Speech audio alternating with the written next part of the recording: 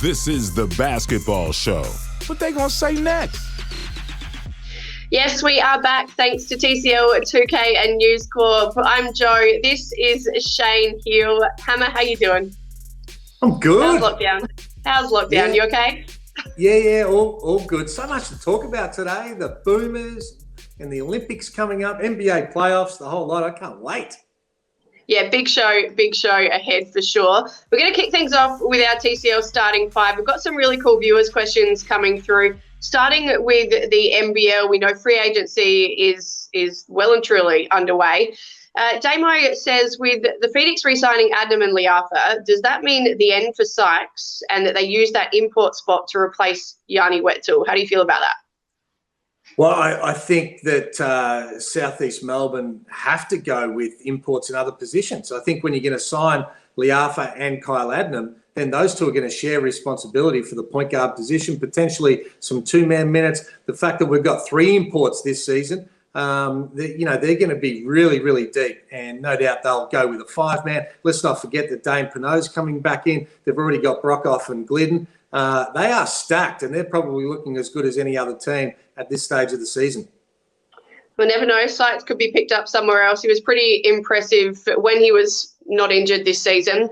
Bucky asked that Cairns had an average season, as we know, yet they re-signed most or more players than any other team. Very few changes to their playing list.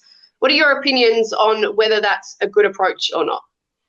Well, I think it's a good approach because they're not going to be able to attract any big free agent Australians to Cairns right now. So when you look at guys like Dang and Kawat Noi, Jarek, Nartai, and the big fella in the middle, Big Nate, I think they've done well to establish a really good core group. Now, when you add three good imports to it, and still a little bit up in the air of whether they're going to be able to keep the big fella that went back to the NBA or not. Machado didn't look overly happy, but I think he's contracted as well. And I guess they'll get a chance to be able to take a step forward like they did a couple of years ago if they nail their imports.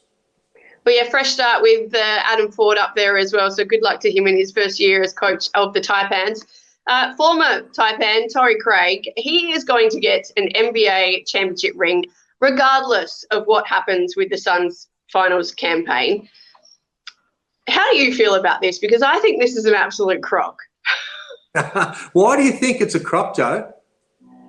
Because he doesn't play for the Bucks anymore. Like, fair enough, give a ring to the bench guys, to the reserves that are training every day. They're on the bench. They're cheering on their team. They're getting paid by the franchise. Torrey Craig is not on the Bucks list. He's not being paid. Why should he have a ring? Because it's the way it's always been. I think more. I know, but it just doesn't work. It doesn't make sense. If you've played a role and you have represented that club at any stage during the season, why are you going tight on us about throwing out NBA championship rings? How does it hurt you? I say the more the merrier.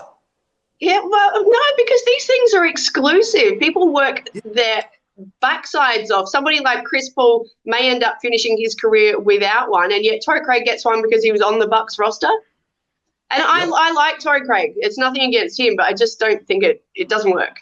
Something needs to change there. I love it. I love the fact that he's going to get a ring regardless. No. He's valuable roles everywhere he's been. I'm organising a meeting with Adam Silver and I'm making this change. Give my man a ring. Come on. All right, we're moving on. What is Basketball Australia's policy on conflict of interest? Because Brian Goorjian has named Duart Reith in the Boomers squad and then signed him for the Hawks, 2 days later. Lemanis did the same with Cam Glidden. What is the policy? How do we feel about this? Well, I don't think there is a policy. I don't think there's anything they can do. I say good luck to you if you're going to coach the national team, put on a couple of different hats, because Basketball Australia can't afford to have someone like Brian Goorjian not coach and just pay him a full-time wage of what he'd be getting for the Illawarra Hawks. And coaches need to be able to continue to coach during the season. So one of the byproducts of that is you're going to be able to recruit some of the players in camp and some of the Boomers players. I'm saying good on them. A lot of people will say it's not fair. I'm not sure you can do anything to be able to stop it, but there's definitely a massive advantage if you coach the national team. Don't worry about that. I do remember being courtside at a Hawks game and Chris Golding dropped 25 points in the first half or something, and He said he wasn't doing it for Gorge, but Gorge actually thought otherwise when I asked him after the game. Anyway, it obviously worked in his favour, so well done to Chris. Next question, Mark Frew asked, does Serbia and Lithuania not qualifying for the Olympics increase Australia's chances of a medal? Hell yeah, it does. Don't worry about that. And some people will argue and say, well, they can't be better because they lost in this tournament. It doesn't mean that they were ready to be able to go at that tournament. And the history between those two countries of what they've been able to get done over many, many years, the success they've had, definitely opens up the way for Australia to be able to get that first ever medal. But it's still going to be tough, but nice not to have some of those powerhouse nations there. Yeah, exactly right. I think the Boomers now favourites to win that group. And just a very quick follow-up, because obviously we love Luka Doncic here on the Basketball Show. Slovenia earning their ticket to the Olympics for the very first time. How incredible was that vision of them celebrating?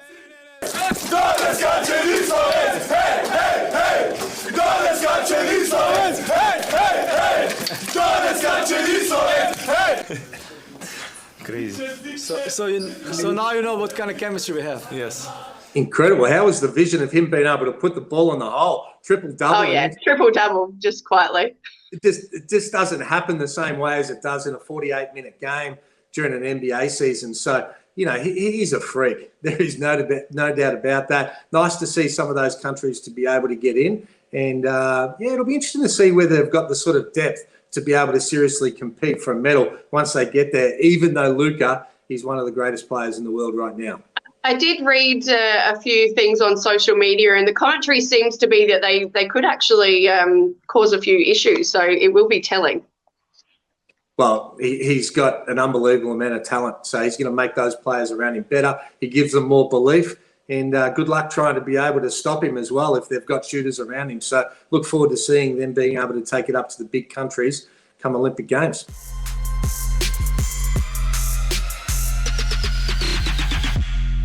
Well, Hammer, the Boomers, a 12-man team for the Olympics was named by Brian Gorge, and he's got 3 replacements as well.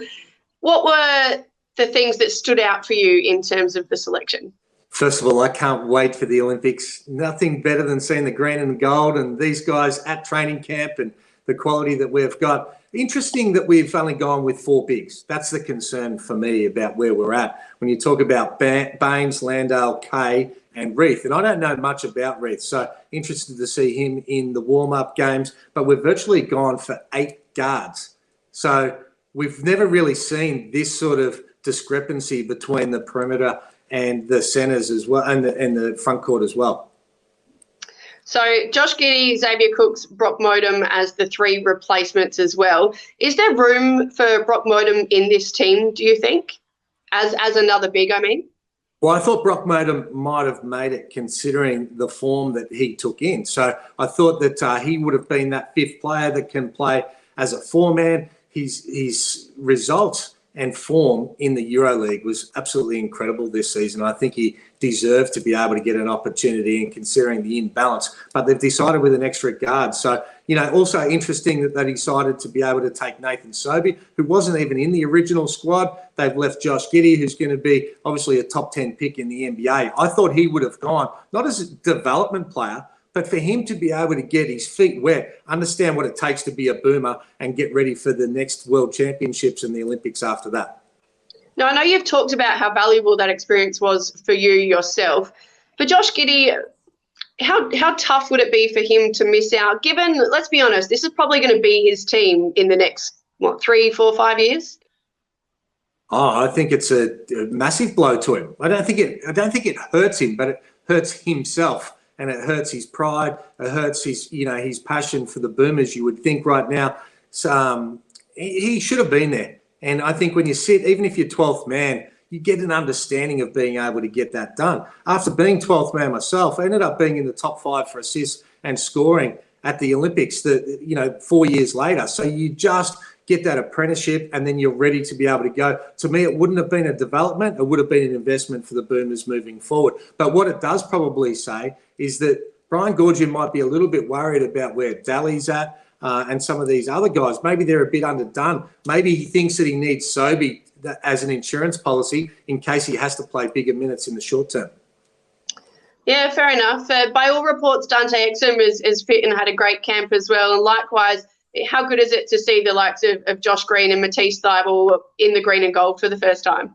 Well, I think both those guys are going to be fantastic, and Green's definitely somebody, like Giddy, that will play for Australia for a long time to come. Thybulle's proven at the NBA level, so he's going to play serious minutes, particularly as that defensive specialist. But I love the balance of the team. If Exum gets back to his old form, and we need to be able to see that because he hasn't played for so long, but he is a serious talent that can play multiple positions, unbelievable with the ball, but a good long defender as well. He could be the X factor for the Boomers come the Olympics.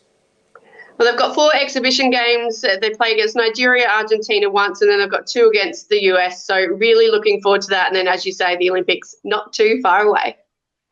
Yeah, well, it'll be interesting to see how much Brian Goorjian actually shows in that game, knowing that we play against Nigeria in the first game of the Olympics as well. He's going to want to hold a lot of things up his sleeve. So there's a big advantage for the teams that went through the qualifiers in Europe because they were playing against legit teams, intense battling before the Olympics. So it'll be interesting to see how our Boomers go.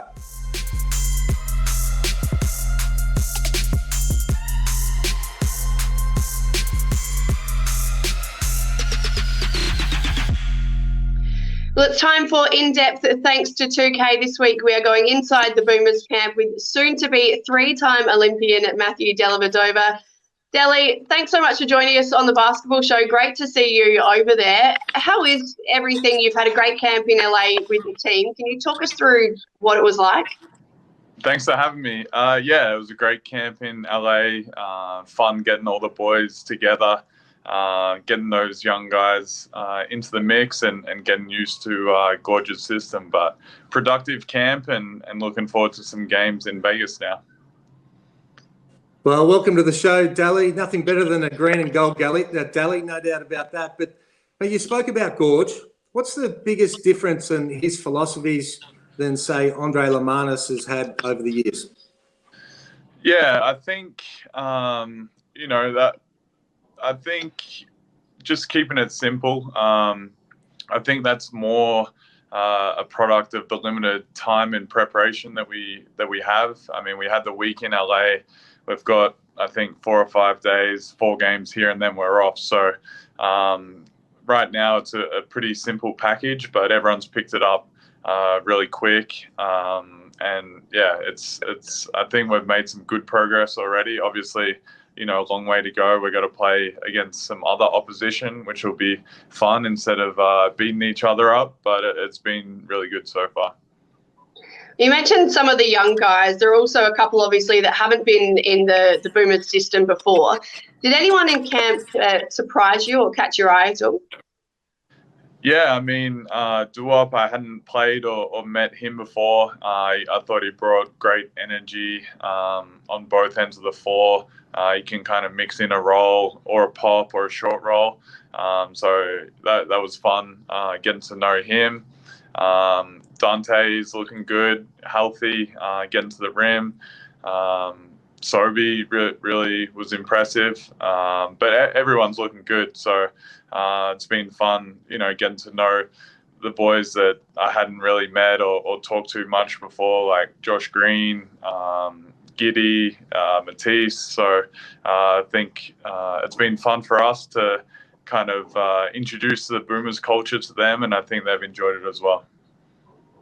And how are you feeling, mate? One of the concerns, obviously, you have when you look at the team, you haven't played a lot of basketball through injury the last couple of years, and same with Dante. Even Bainesy didn't really play that much this year in the NBA. How are you feeling, and how do you reckon all 3 of you guys are going to perform once you get to the Olympics? I think it just means we got fresh legs for the Olympics. So I'm feeling great. It's been fun. I was playing with the St. Mary's boys for a few weeks before camp, so it was fun running around with them before coming down, and Bainesy and Dante are both looking good as well. So, there's nothing better than pulling on the green and gold for me and for the other boys. So we can't wait to get the game started.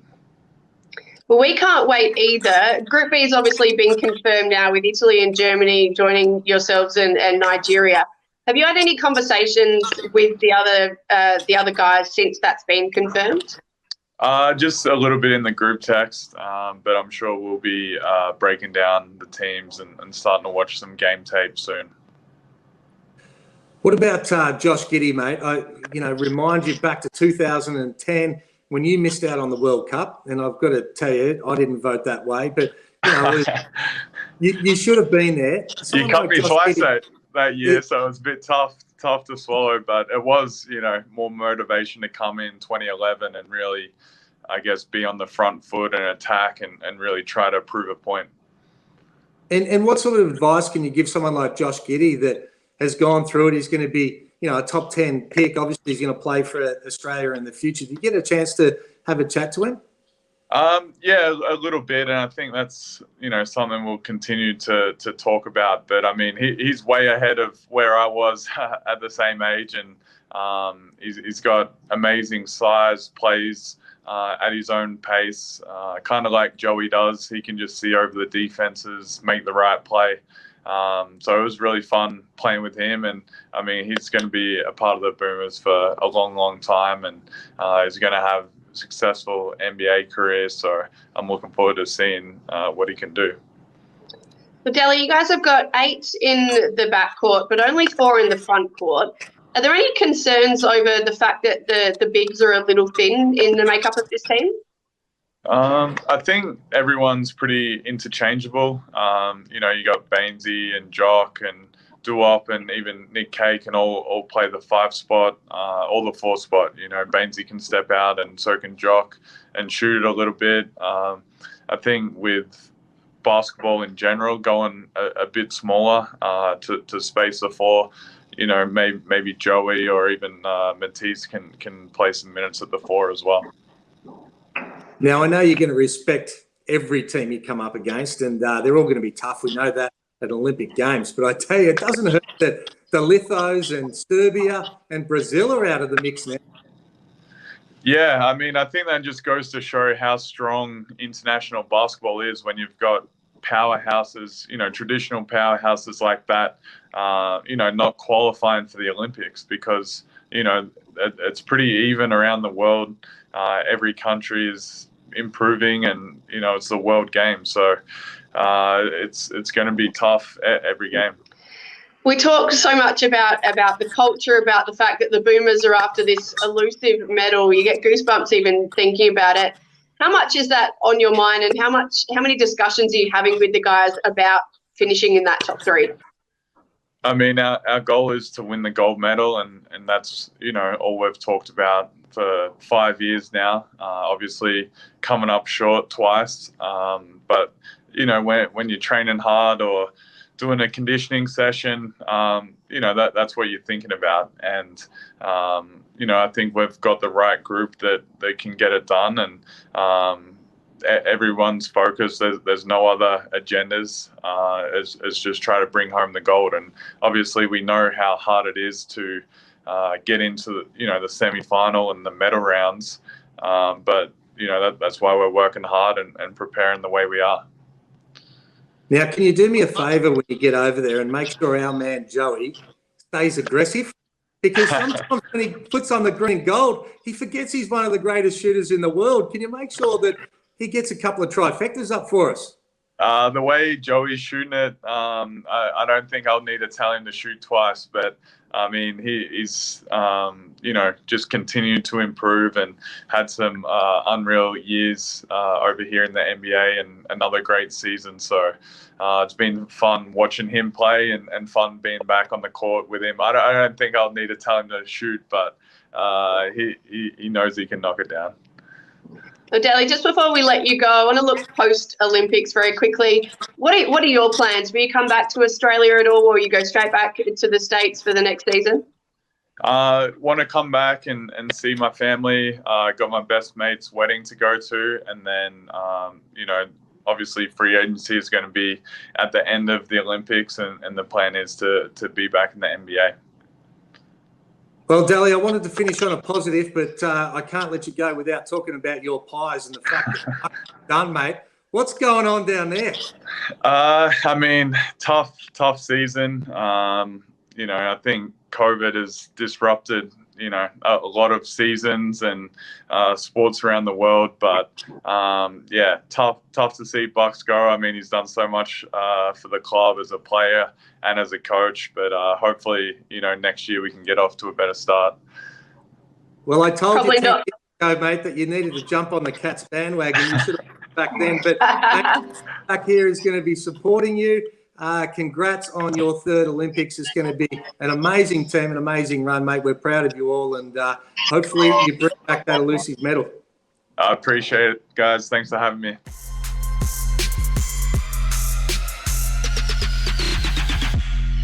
All right, well, former NBL MVP Derek Rucker joins us as always for Points Made this week. D-Ruck, hello to you.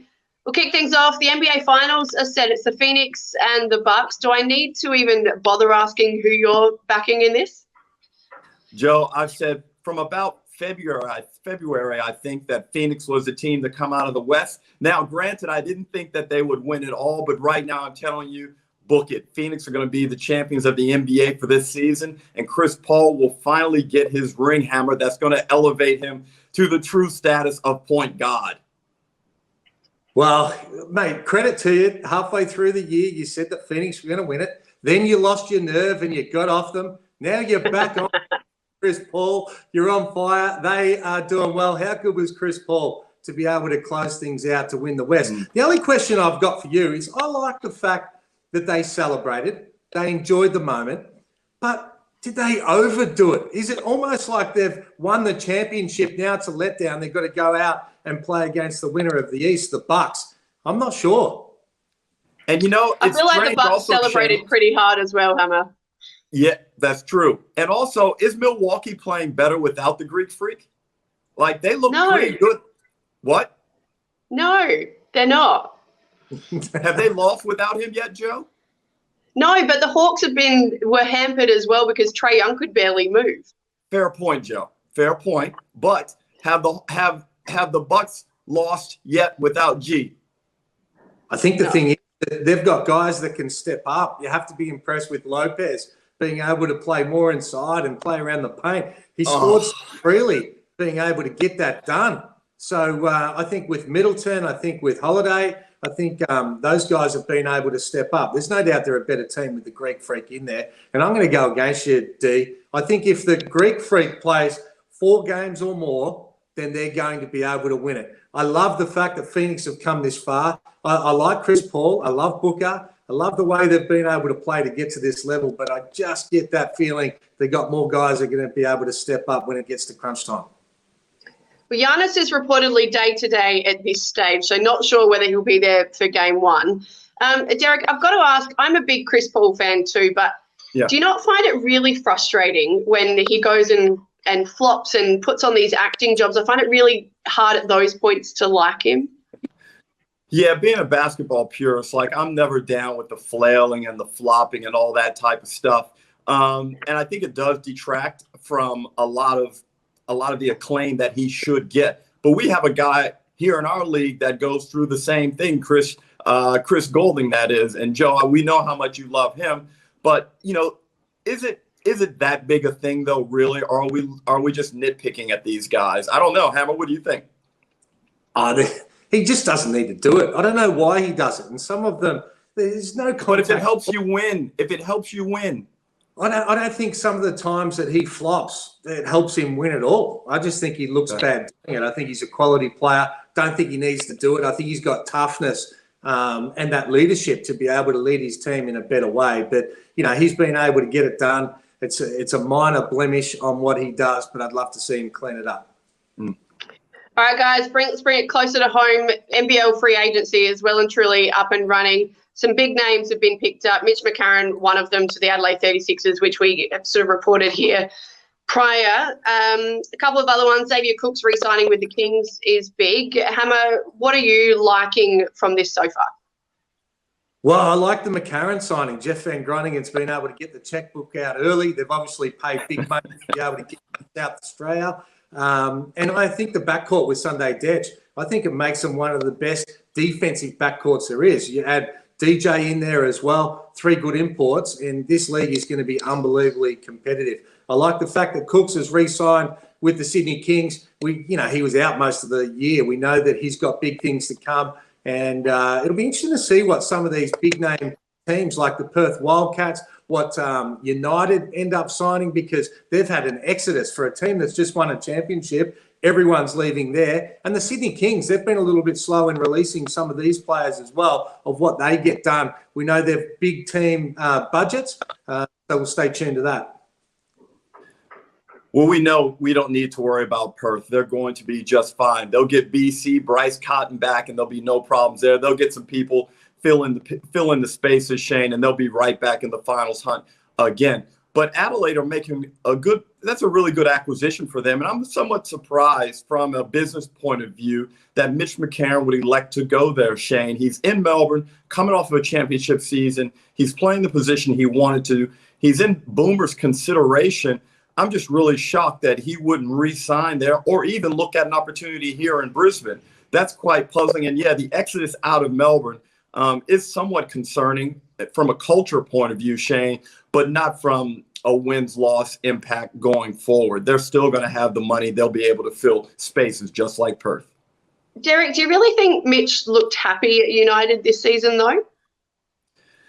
That's tough, Joe. I wasn't able to see them in person, and that's one of the benefits of being there. Like you guys are able, you and Shane working sidelines, are able to see all those things behind the scenes and report on them. So I trust your judgment when it comes to that. I did see more of Chris Golding displaying unease with his situation, and I thought deservedly so. So again, I'll trust you guys' evaluation of that scenario and go with your word.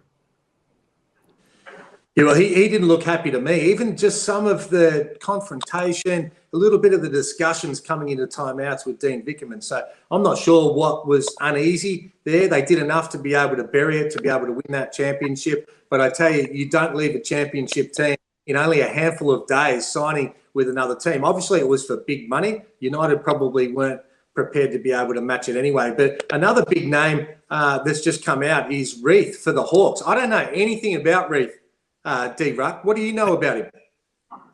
Look, I just know that they're very high on him. Obviously, Brian Goorjian has used his position to kind of get close to Reith. I'm not saying there's anything wrong with that. You've got to do what you've got to do in this business to get an edge on everyone else. And we've seen this happen for years. It was happening here at Brisbane when Andre Lamanis was head coach. But, Joe, I just want to jump right back to the Melbourne United situation.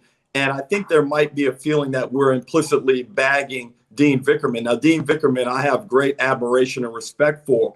And sometimes it's not anyone's fault. Sometimes the personalities just don't mesh and there's conflict. Dean Vickerman's done a great job there at Melbourne United. So I'm not trying to put him down. He's been on my podcast and I really enjoyed having Dean as a guest. Now back to Reith. Shane, he's in the Boomers.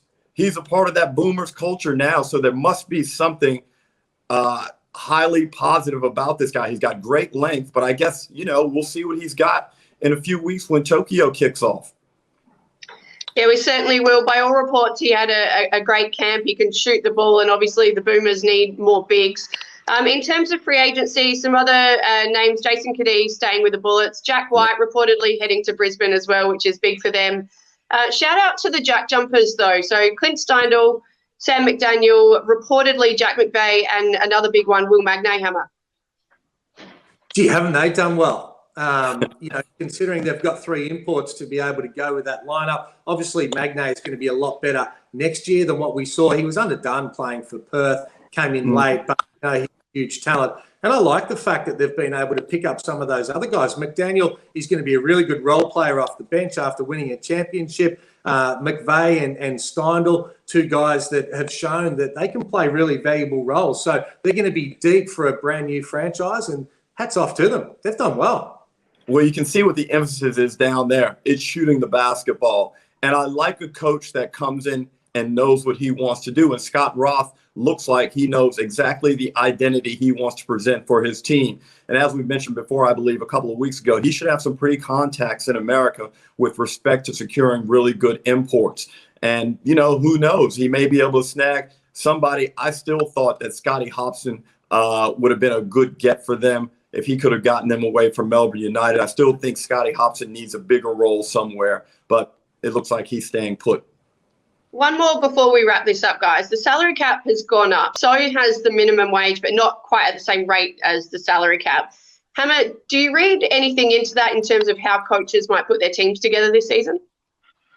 Well, I read into it from a Leeds perspective. They're not worried about the 10th or 11th man. They want to spend money on the imports, the marquee players that are going to put bums on seats. And I think that's fair enough as well. And, the guys that are at the end of the bench, they're going to be able to earn their ways, get a foot in the door, get opportunities. But it's going to be the imports this year that are really going to determine of how far the teams go in a lot of cases. Teams like Cairns have shown you get 3 good imports, you can almost make a grand final series like they did a couple of years ago. So you look at some of those lesser teams and we talk about Adelaide, talk about Tassie, talk about Cairns, depending on what they do, of whether they give themselves a legitimate chance to be able to make the playoffs. Shane, did you just say that the imports deserve that marquee money? I said marquees. It doesn't have to be an import to be a marquee. But if they're going to be an import marquee and you're going to get bums on seats, you're going to get more people watching, then I think you've got to go out and spend it, just like United did with Landale this year to be able to get him, and they pay dividends. Geez, I wish we could go back 20 years and see the stark contrast in your opinion. Exactly. Just pay the Aussie. Always trying to kill the imports back in the day, this guy, Joe. Never stood up for us. Drew this line in the sand and was like, this is my money. The guy was hoarding NBL money like it was, there wasn't enough of it. Come on, Hammer. You can't change your perspective now. Now that you got to go overseas to get imports for your girls' team, you're changing your perspective, trying to change the narrative. I hear you. You think you're slick. Whatever. Oh, that's all you've got. No, older and wiser, Hammer. There you go. Guys, love your work as always, Dee. We'll catch you next week. Not a problem.